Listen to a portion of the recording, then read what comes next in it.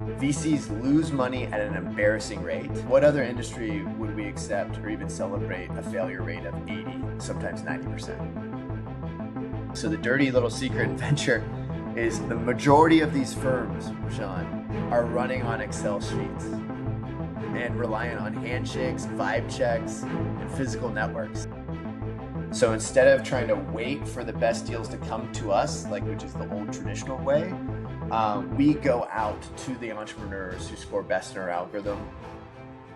We have a tendency to lionize founders as these mythical creatures, and the reality is they're not doing it all. In the near term, I actually could see solo GPs at early stage be able to manage $1 billion fund. That's a legitimate possibility with new efficiencies in AI. Hey everyone, this is Prashant and I'll be host of the VC 10X podcast, and today we have Collin West with us. Collin is the founder and managing partner of Ensemble VC, a venture capital firm he launched in 2020 to harness data science for discovering and supporting exceptional founding teams. Collin's investment track record spans industry leaders like Zoom, Carta, Groww, Icon, Tally, and Sidecar Health. In this episode, we talk about how they leverage data and algorithms to find the startups with the best founding teams. What defines a good founding team for them? The secret behind the great track record with multiple unicorn outcomes like Zoom, Carta, Groww, among several others. How AI can change how VCs operate. The new AI co-pilot that they have recently launched for VCs, and lots more. So without wasting any time, let's dive straight in. This episode is sponsored by my own podcasting agency called Podcast 10X, where I help venture capitalists, asset managers, allocators, and family offices in starting their own podcast and building a strong brand. Podcast 10X is designed in a way to work well with the busy schedule of investors, where we handle every aspect of podcast production so you can focus on investing. If you're looking to build a strong investor brand, starting a podcast should be right up your priority list. It's the only form of marketing where you can showcase your strong network, in other words, access to limited partners and founders, and grow that network further. And contrary to what most people hear, it's still very early to start a podcast. There are at least 10x more newsletters and 1000x more blogs than there are podcasts in this world. You can learn more about our podcasting services at podcast10x.com. I'll make sure to add the link in the description below. Enjoy this episode. Hey Collin, so good to have you on the VC 10X podcast. How are you doing? Great. Thanks for having me. Really appreciate it. Yeah, it's a pleasure having you on. And to start things off, can we first have your story and how you started investing? Sure, absolutely. So I was born and raised in Dallas. Father owned a car wash where I worked, days, weekends, nights, and learned a lot about kind of the local entrepreneurial journey. After going to SMU in Dallas for my undergrad, I started 2 companies, bootstrapped and sold them, and then went to business school. While at business school, I did this kind of wild expedition where I led the first team ever to cross the Arctic Ocean. And so breaking a Guinness book, rowing a boat 41 days, nonstop, unsupported through the biggest storm season in Arctic history. So there were a few lessons from that. One is it makes startup investing seem a lot less dangerous, which is certainly true because we almost died a lot. It was really dangerous. And then the second thing is how important a great team is. If you have a really great team, all literally rowing in the same direction, you can do something that's never been done before. So I kind of took that insight with me after crossing the Arctic, and joined the pioneering first data-driven venture fund, Correlation Ventures, where I was a junior team member, learned a ton from the team there on the initial building blocks of a data-driven strategy. And back in 2012, to go spout that you're going to use data and venture was pretty wild at the time. So we were literally sometimes getting laughed out of rooms by LPs in pitch meetings. But nonetheless, Correlation has done fantastic. I'm still an advisor there and really excited and thankful for their mentorship. And then around 2016, 2017, I started seeing a lot more data on management teams come online. And so the core thesis, kind of harking back to it being all about the team, which I learned about crossing the Arctic Ocean, was maybe there was a data-driven strategy where you could start to track at scale full startup teams and find companies that are talent magnets and go find those companies before everyone else. And so this is how I got into startup investing, and now what I'm doing leading Ensemble VC. Absolutely. That's quite interesting. And it seems you have a strong focus on data and founding teams especially, right? So how do you judge that, and how do you try to track that data in practice and try to find out those gems? So how does that work in practice? Yeah, so our investment thesis really starts with conventional VC is really kind of a 20th century invention. It really doesn't scale up for 21st century. The ecosystem of entrepreneurs is now so large and around the world. Venture really started kind of in this post-war America, where the first wave of VCs kind of came to California. A couple decades after that, the system really worked well to create a lot of wealth for those first couple generations of VCs. When tech was really hyper concentrated in what was now become Silicon Valley. But this year, think about this: 250,000 tech startups around the world will try to raise money.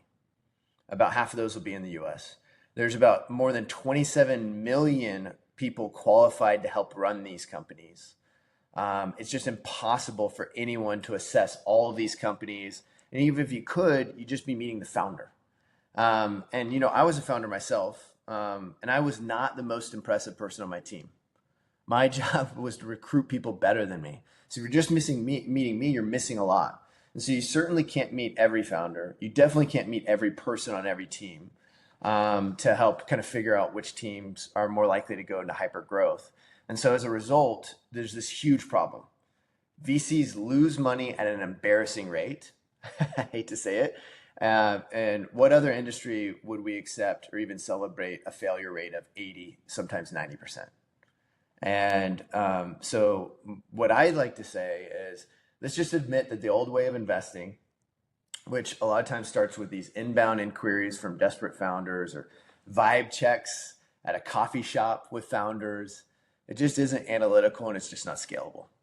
It actually totally wastes a ton of time for all parties, and then loses a lot of investor money. So I think this is why 6 times as much money goes into buyouts. The top decile for buyouts is nowhere as interesting as top decile for venture, but buyouts rarely lose money.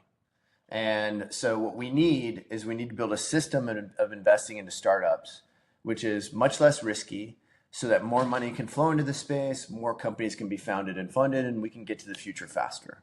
And so that's what we believe we've done. We found a better way to improve loss ratios, obviously juice returns as a result, but all along the way actually supporting truly groundbreaking founders, not these derivative, photo sharing app or something like that. And the way we do that is with truly AI native VC. So, in Ensemble, we're about 10 people. Half of us are data scientists.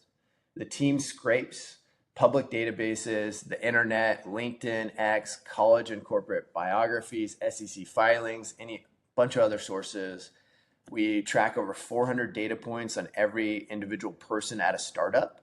That helps us rank the startups and even those individuals, such as even first-time founders, according to their likelihood of commercial success.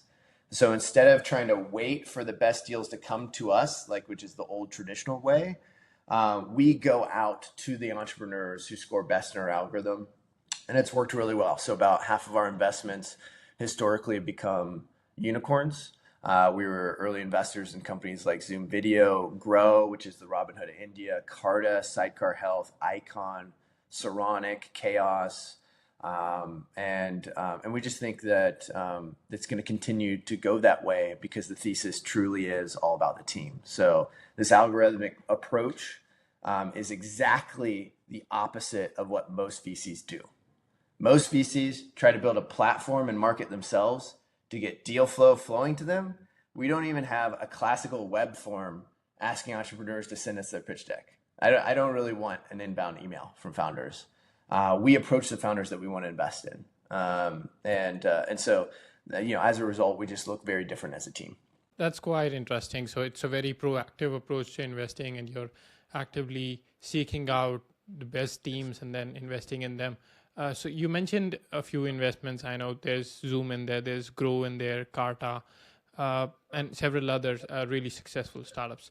So were all these investments also sourced through the system that you're mentioning, or were there maybe different mechanisms for that? Yeah, exactly. So our strategy is to use the data platform to objectively find the best teams, and if those teams score well in our algorithms, then it's our job to basically say no to as many of those as possible through our diligence process. But we don't do investments in companies that our data-driven platform believes are not strong teams. Okay. So, so even the algorithm is sort of influenced by some thought, right? So, and someone, a human, possibly has coded that, right? So, what do you think makes a great team? What are the traits of that? What does the algorithm look for? Yeah, that's a good question. So for us, we're really looking at four major different buckets of information. And what's interesting is when humans look at a startup, we're generally pretty correct on the things that correlate with success. However, our brains just can't handle that much data, and we kind of treat everything as a binary 1 or 0 rather than a weighted factor. And so the major buckets are industry experience, track record of success, networks, and educations. And so our platform has really built this mapping and rankings platform that's really help us have pattern recognition across the startup ecosystem. So one primary truth does emerge over and over, and it's that the best teams are much more likely to win. And so this is true of any sector. This is from defense to SaaS to robotics, AI, space tech, all places that we've invested in, and it's all based off of the team. And so the real question really becomes and the question that you really need to lean into as an investor is, can you identify the best teams early and when they're really still forming? And so our agentic model really helps them. So like to give you an example of this, one of our highest value products that our data science team produces is our real-time talent mapping.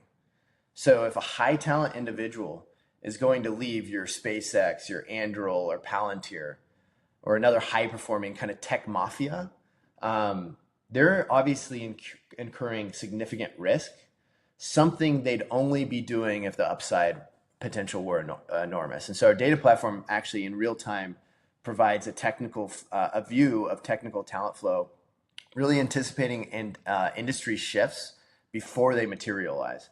In fact, this is why we started getting into defense maybe 4 or 5 years ago, before folks realized defense was interesting and everyone was kind of turning their back on it. We started to see really high quality individuals flow into those spaces, and we just follow the talent. And so as a result, we've built one of the best defense portfolios out there, not really truly based off of a thesis there, more based off of that's where the best people were going. Right. That's quite interesting.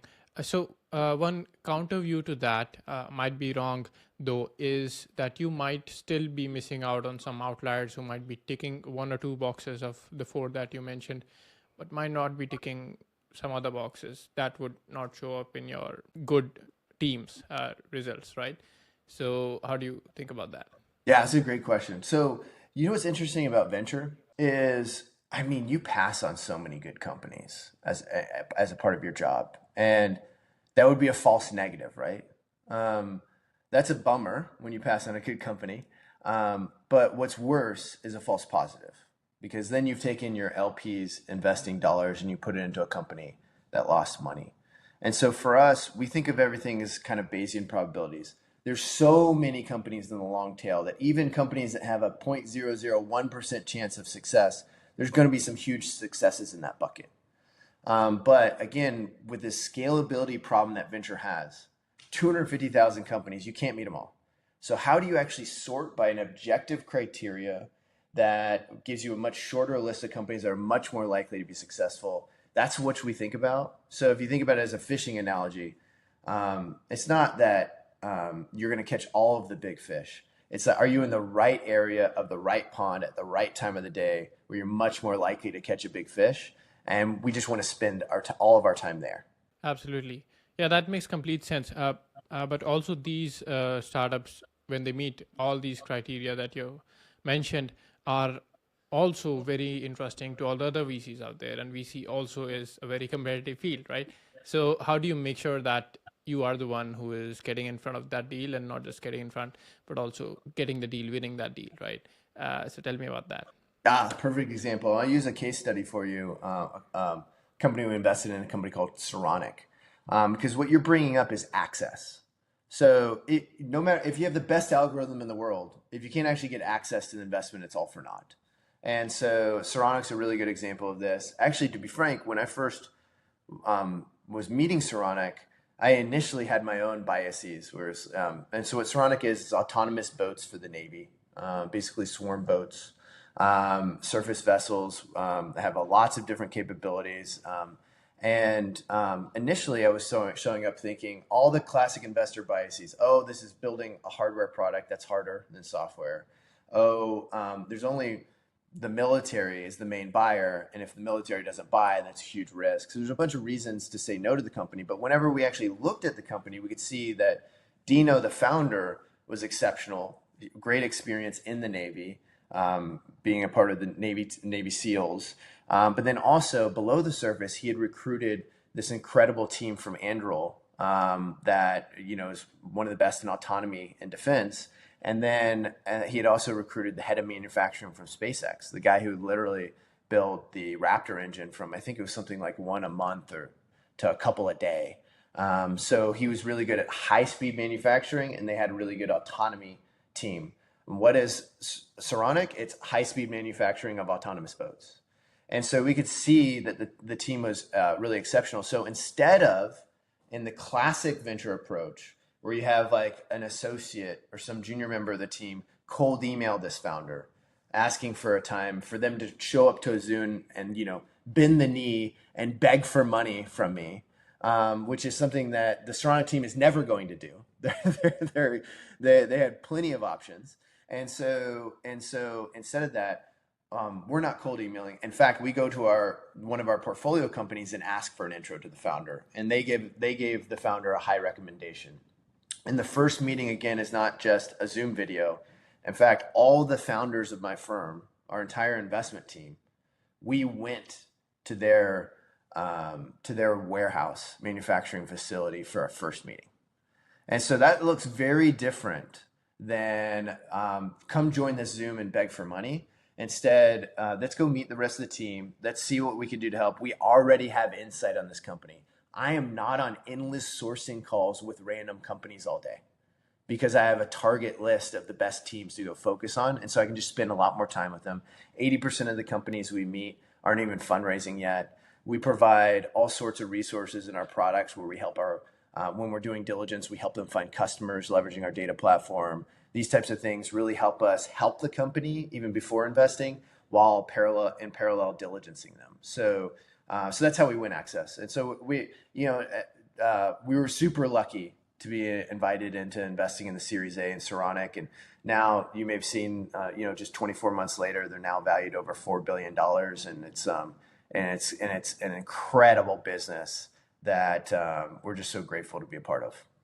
Right, absolutely. I love this very targeted approach, kind of flipping the script on what founders have to do to get to VCs.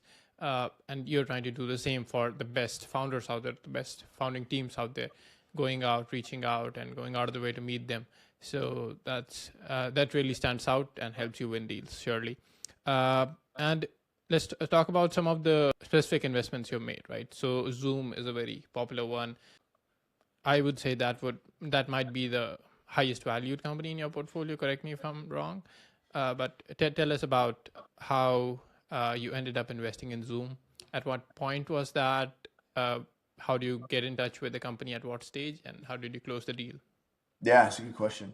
Yeah, so at this point, we've had several unicorns. Zoom is certainly the highest value in market cap. However, it's not the highest in multiple, which is actually quite interesting. Zoom was a little bit later stage. We're typically Series A investors.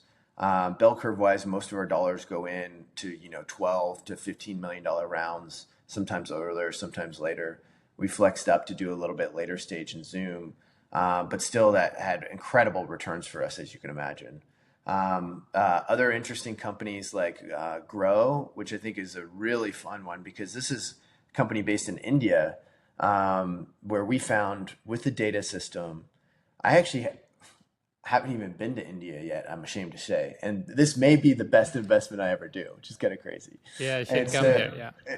yeah, and so we did that at the Series A at a fantastic valuation, and they just continue to grow. They're now India's largest investment brokerage. It's a very real, very big business that'll continue to be big in a short period of time. We were early in Carta. I mean, even just 6 months ago, we invested in Chaos, which is an incredibly new technology around radar and defense. And within 6 months now, they're valued at $2 billion. And so the underlying truth is all of these just started with great teams, and not just the founder. I think when people talk about the team, they tend to think it's the founder. It's not just the founder. It's the all-encompassing ensemble, hence our name. And we've just been really lucky to get to work with these folks. Absolutely. Yeah, Grow is a very big company here, and I run some of my portfolio in that Nice. app. So yeah, Please do. it's very Any listeners in India, use Groww. The yeah, lit over totally. there, the founder is incredible. Absolutely.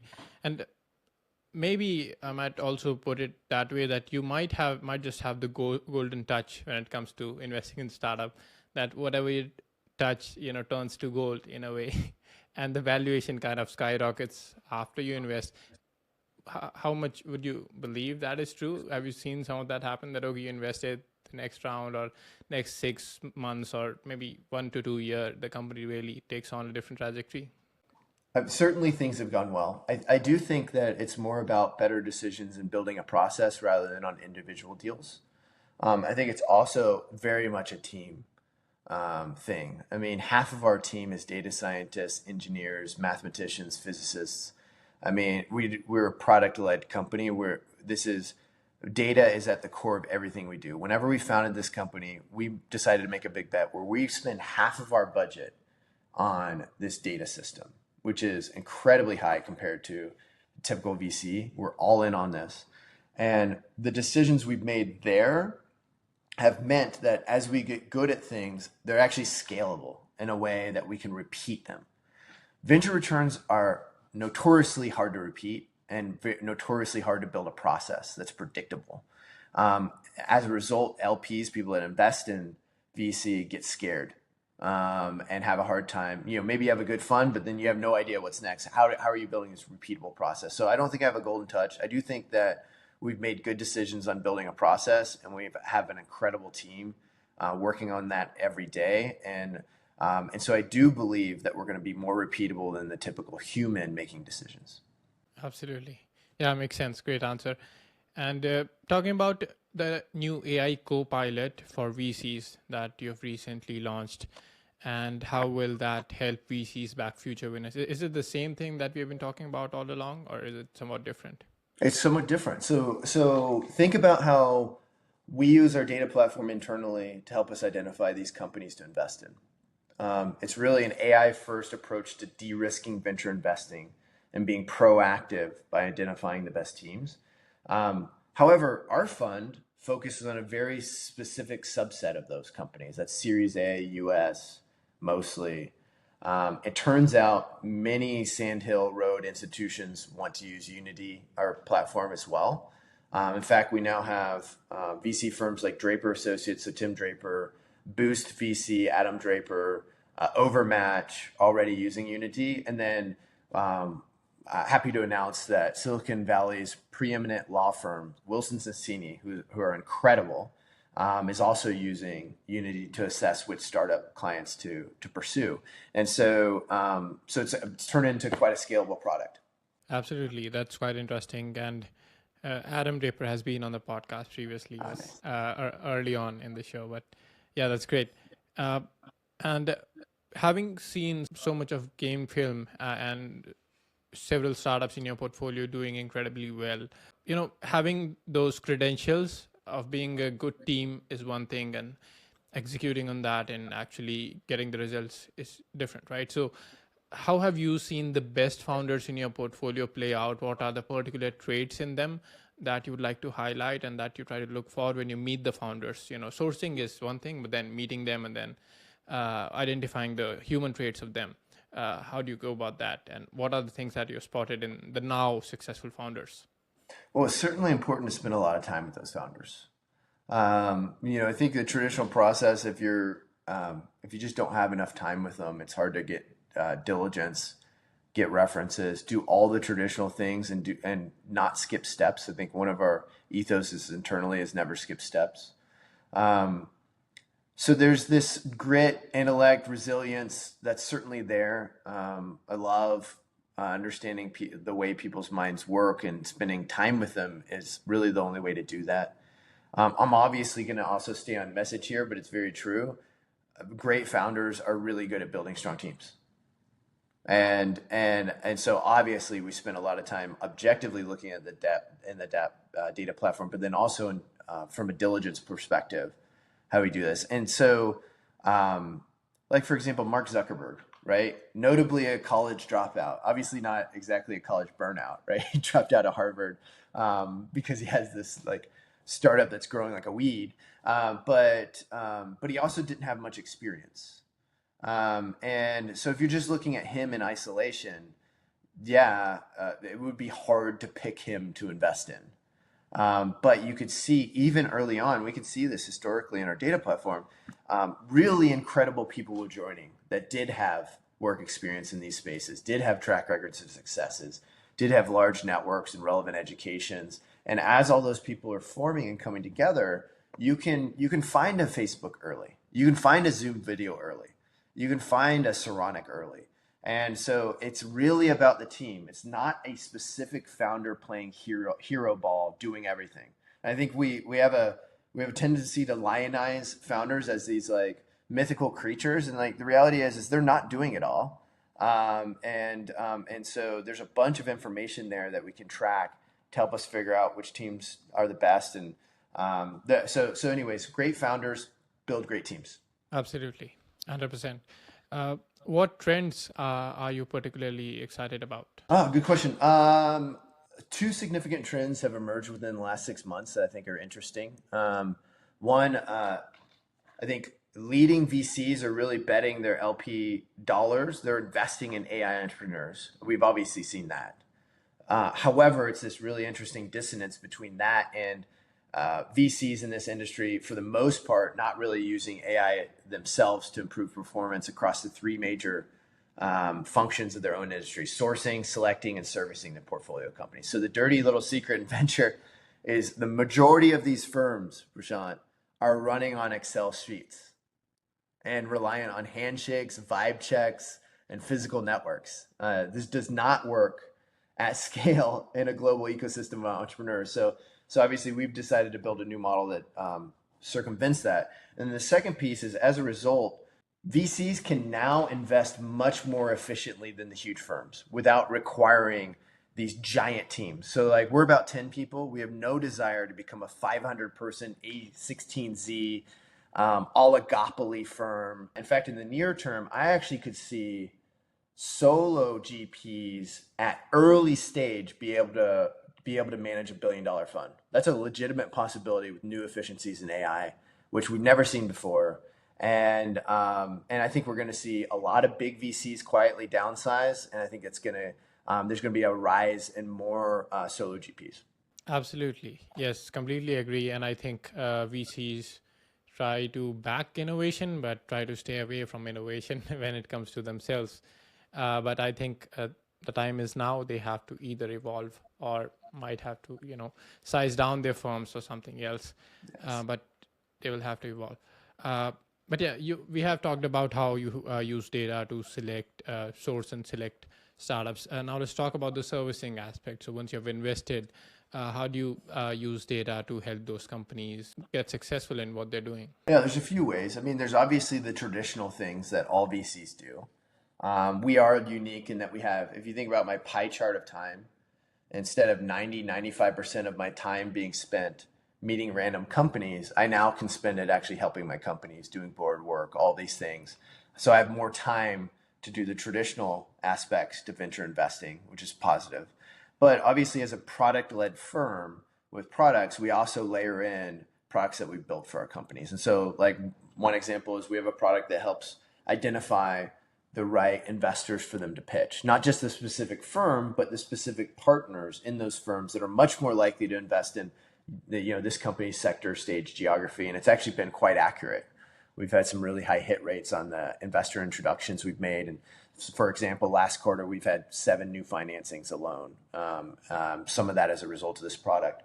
Another is if you think about our product as we use an algorithm to identify which companies are more likely to be successful in our database, we can also create new algorithms. And so we've built a go-to-market platform that leverages a unique ICP, ideal customer profile algorithm, to identify companies in basically the ether that are much more likely to buy from your company based off of all sorts of filters you just can't find in traditional sales tools. And that's because we spent all these millions of dollars across all these data sets building our own proprietary data. And so that's been super successful for many of our companies as well.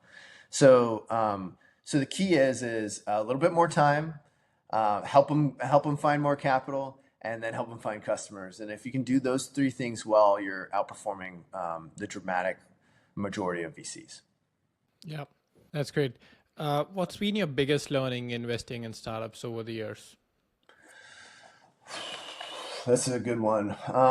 So let's see. So the same way autopilot helps reduce human errors in cars, AI really reduces human biases in investing. So a bias towards a founder that looks like you or speaks the same mother tongue or went to the same college, that 20th century, I like to call network-driven approach to VC, when Silicon Valley was a tighter community, just doesn't scale for 21st century entrepreneurs.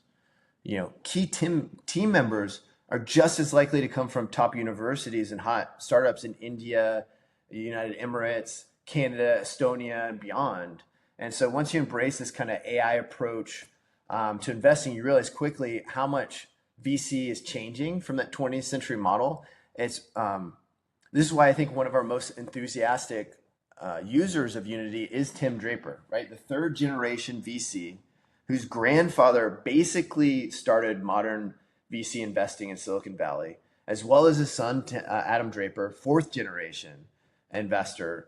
And Tim, I believe, realizes that the way he started in this industry with endless meetings and networking and psychological profiling to assess entrepreneurial spirit of a founder is just no longer scalable given the sheer number of founders. So it's much better to amass a giant database of knowledge, including an archive of these nearly 30 million entrepreneurs and early team members that we track. And I personally think that Tim could train our model on the types of deals he likes so well that he could maybe even invest with that algorithm after he dies. Like, we could actually continually have a Tim AI, which would be really fun. So data is all powerful, much more so than an individual's ability to pick winners. And it's super interesting that Tim and Adam, who are literally maybe the best to ever do it in pre-seed, certainly in deep tech, are excited to leverage us as well as a collaboration. Yeah. Yeah, I think that's a very interesting point you mentioned, how AI can also have that ability to make people immortal, at least in their idea, in their thinking, and how they did things, right? And that's a very exciting thing. Let's say Steve Jobs trained an AI to how he did things at Apple, and maybe we would see Apple in a different way to what it is today, right? Still doing very well, but maybe that would be so different on how he thought about things. And it would be so handy for Tim Cook to have that AI handy to consult Steve Jobs that, okay, what do you think about this? And Steve would say, okay, I think we should do this or that, right? That's quite interesting. I think that's something that's going to happen, right? I totally Very exciting. agree. And I think not just on the VC front, surely VC is going to change or has to change how it operates, but also on the startup front, I think a lot of things are going to change how startups operate, right? I think execution is going to get a lot faster because of AI. You will be able to do a lot of things just quicker and iterate quicker and make mistakes quicker. And the VC cycles of maybe 10 years might get shortened because of that, because teams are just able to execute faster, right? So that idea is also out there. Awesome. With that, I'll move to my last question, which is, what's something you wish you learned earlier in your investing career that you have learned now? Yeah. Yeah, I always go back to this old Bill Gates quote, which is most people overestimate what they can do in 1 year and underestimate what they can do in 10 years. And I think that's so true. I've seen that in my journey. Turns out if you stay focused on a mission for a decade, 13 years now for me, what you dreamed could happen, what you pitched to investors for years and years, what you lost sleep on, what you continue to pursue in the face of so many doubters, eventually that decade does happen. And so I think to startup founders out there, if you think something is true, in my case, it was that VCs should have data informing their decisions, and whatever your thing that you think is authentically true, just keep going. You're probably right. Absolutely. Great advice there. And with that, we'll move to the rapid fire round, wherein I'll ask you 6 questions about the investing you're doing, and you have to give 6 quick answers. Sounds good? Perfect. Awesome. So the first one is, what are the sectors and regions you invest in? All sectors. We do avoid FDA, mostly US, but we'll do up to 15% international. Got it. What's the typical stage of investment? Bell curve wise, mostly Series A, but sometimes we do seed and sometimes we do a little bit later stage. Got it. Do you lead rounds? We'll lead, we'll co-lead, we'll syndicate. Not dogmatic about that. Most of the time we find the company originating it first, though. Got it. What's the typical check size you put in? It can range anywhere from 2 to 7, and on our pre-seed and seed bets, around 200K. Got it. Where can founders get in touch in case there's a possible way to do that? Yeah, for sure. There's no web form as I talked about it, but you can always email me, Collin, Collin, at ensemble.vc. Awesome. Last one, where can our listeners follow you and what Ensemble is up to? Yep. Find us on Twitter, LinkedIn. Those are primary spots, at Ensemble VC for both. And then my personal is at Collin R. West, Collin RWEST. Come at me. Absolutely. I'll make sure to put all those links in the show notes below. Thanks so much for doing this, Collin. And I was looking forward to talking to you for so long. Finally, we get to do this. And I wish you happy investing. Yeah. Thank you so much.